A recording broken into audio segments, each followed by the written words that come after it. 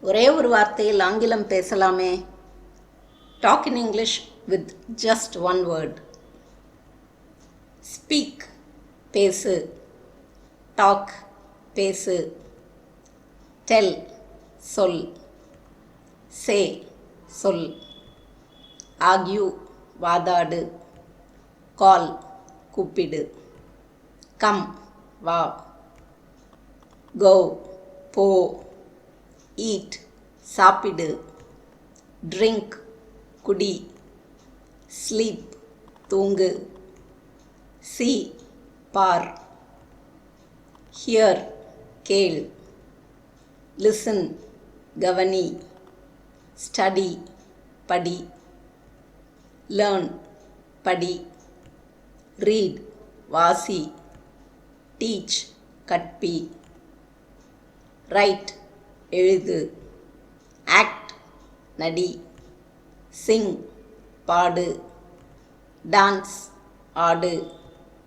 Draw வரை, chit உட்கார், stand நில், வாக் நட, ரன் ஓடு, ஸ்விம் நீந்து, ஜம்ப் குதி, லாஃப் சிரி, க்ரை அழு, ப்ளக் பறி, பிரேக் ஒடி, பீட் அடி, கிக் உதை, டேக் எடு, பெண்ட் வளை, ஃபோல்ட் மடி, லிஃப்ட் தூக்கு, புஷ் தள்ளு, புல் இழு, டிரைவ் ஓட்டு.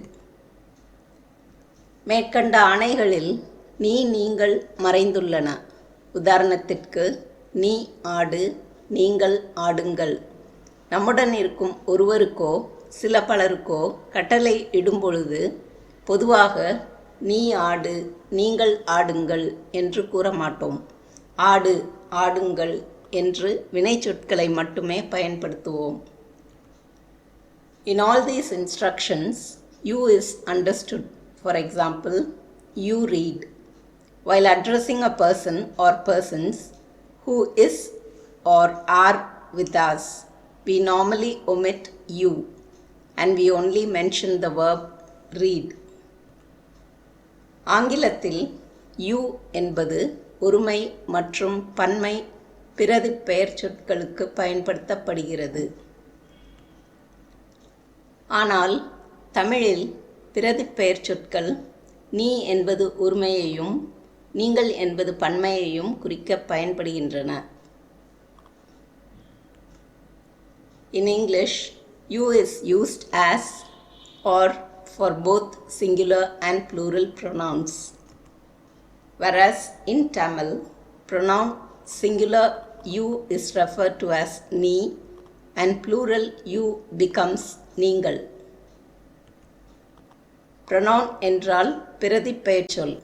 இப்பதிவில் you, நீ, நீங்கள். verb என்றால் வினைச்சொல். it indicates action.